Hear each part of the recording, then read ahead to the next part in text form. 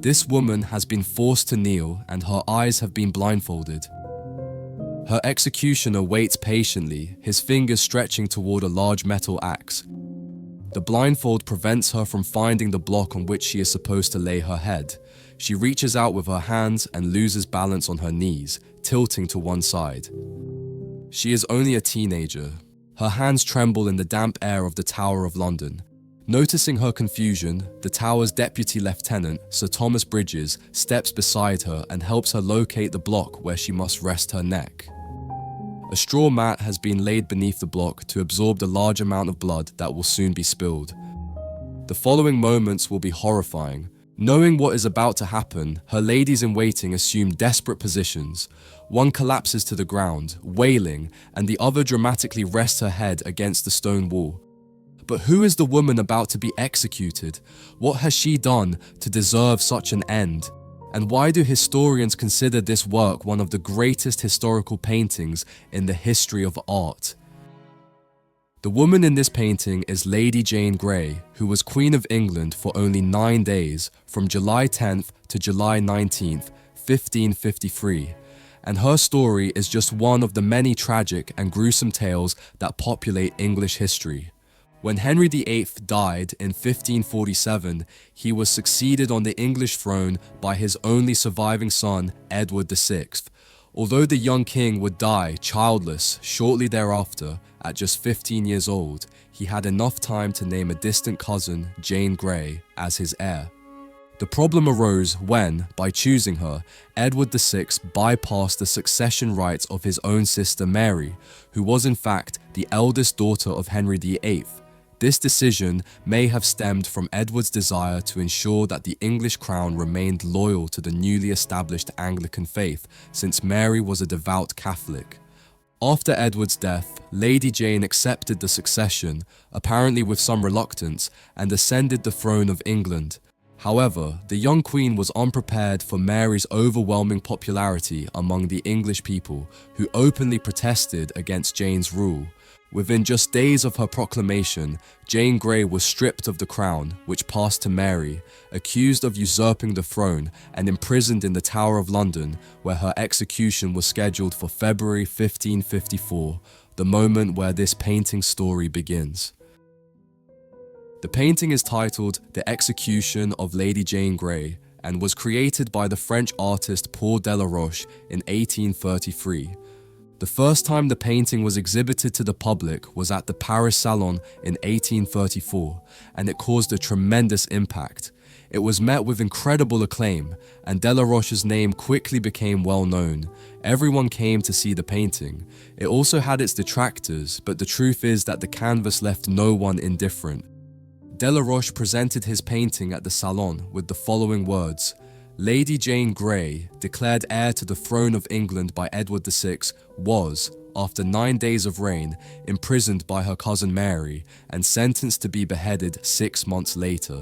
Jane Grey was executed in the Tower of London at the age of 17 on February 12, 1554.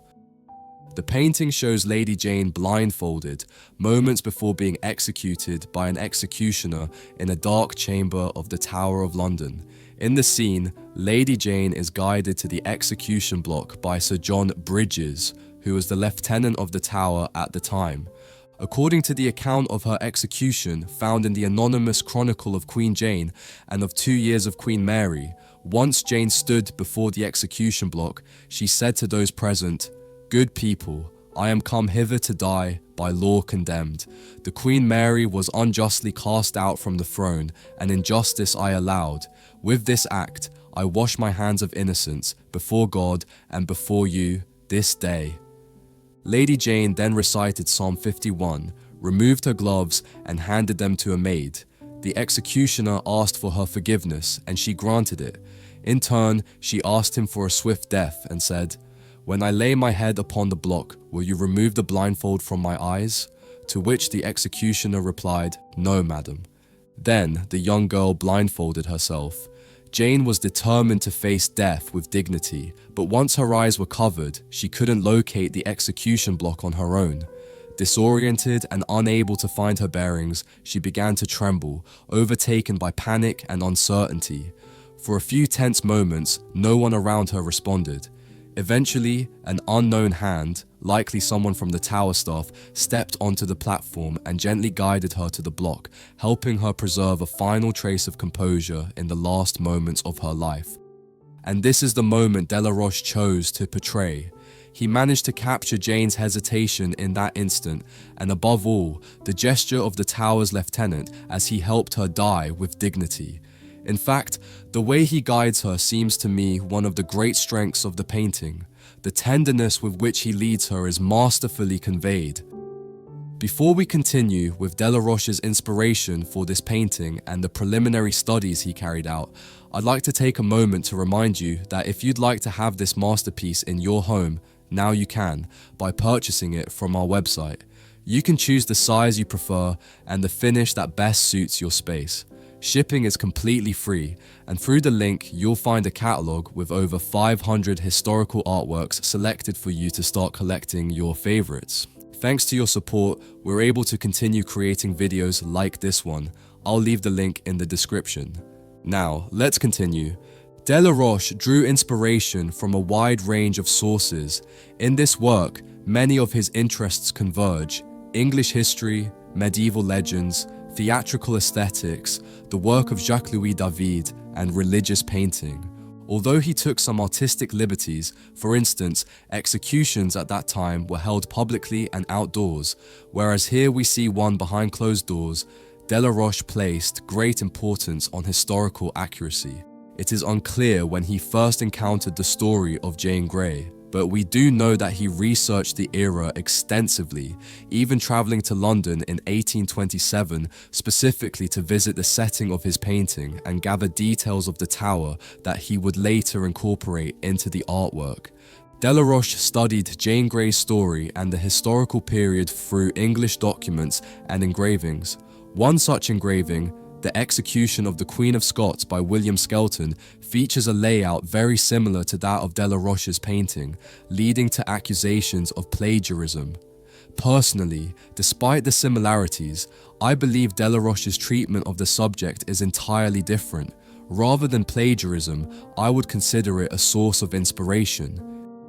The first sketch Delaroche made for this painting is dated 1830 and consists of a series of small vignettes in which he outlined the initial concept. Delaroche's usual working method involved a sequence of preparatory studies. He would begin with a general idea in the form of thumbnail sketches.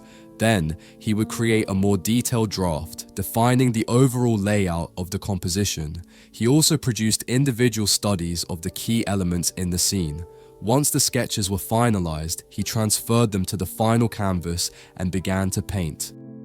Delaroche frequently used live models.